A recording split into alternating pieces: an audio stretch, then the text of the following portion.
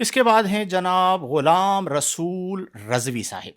السلام علیکم، شب بخیر، ہند سے۔ وعلیکم السلام، بہت شکریہ بھیا، آپ کیسے ہیں؟ الحمدللہ۔ ریاکاری سے کیسے بچیں؟ بہت مشکل کام ہے بھیا۔ سب سے پہلی چیز یہ ہے کہ آپ اللہ سے دعا کریں کہ مولا تو نے توفیق عبادت عطا فرمائی ہے، تو مجھے ریاکاری سے محفوظ فرما۔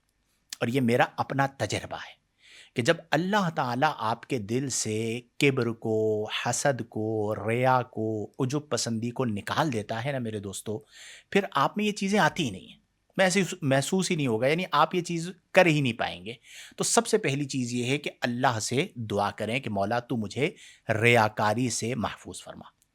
دوسری چیز یہ کہ جب ریاکاری آ رہی ہو تو اپنے دل پر غور کریں کہ میں یہ چیز جو لوگوں کے لیے کر رہا ہوں، اللہ تو جانتا ہے۔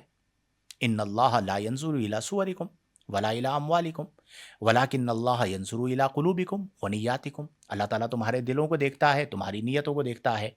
تو جب آپ دل پر غور کریں گے تو انشاءاللہ الجلیل ریاکاری ختم ہو جائے گی۔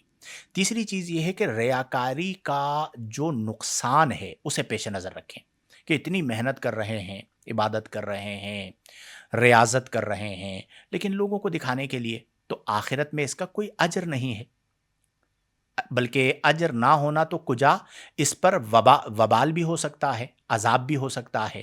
تو جب آپ نقصان کو دیکھیں گے تو ریاکاری سے بچنے میں کامیاب ہو جائیں گے۔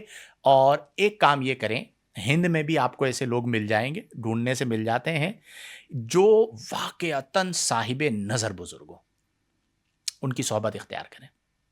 رنگ جو ہے نا وہ باتوں سے کم، صحبت سے زیادہ چڑھتا ہے۔ اللہ والوں کے ساتھ رہیں۔ اگر زندگی نہ بدلے تو آپ مجھ سے دوبارہ سوال کر لیجئے گا، پھر کوئی اور وجہ ہوگی وہ میں بیان کر دوں گا۔ تو اللہ والوں کی صحبت اختیار کریں، ان کے جوتے سیدھے کریں، ان کے ساتھ بیٹھیں، ان کے ساتھ وقت گزاریں، آپ کی زندگی بدل جائے گی انشاءاللہ الجلیل۔